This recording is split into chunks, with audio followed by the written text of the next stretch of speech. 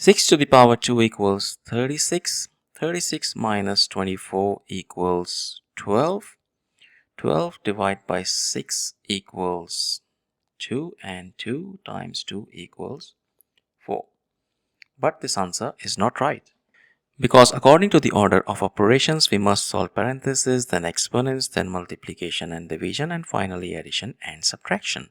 Remember, if in any expression you have both multiplication and division present, you must work from left to right, and same applies to addition and subtraction. Now let's rewind and solve this problem the right way. If you notice, in this expression we have exponent, subtraction, division and multiplication operators present. According to the rules, in the absence of parentheses, exponent has the higher priority here. So let's solve this exponent first. 6 to the power 2, that gives us 36. Our expression becomes 36 minus 24 divided by 6 times 2. Now if you notice, we have subtraction operator present here, but we also have division and multiplication operators present in this expression.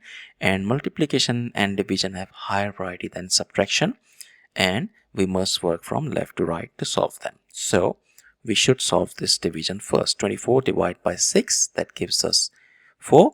Our expression becomes 36 minus 4 times 2, and now multiplication has higher priority than subtraction, so we solve multiplication first. 4 times 2, that leaves us with 8, and finally 36 minus 8, that gives us 28, which is the final and correct answer to this problem. Thank you for watching. Please like the video, comment your answers and subscribe to our channel.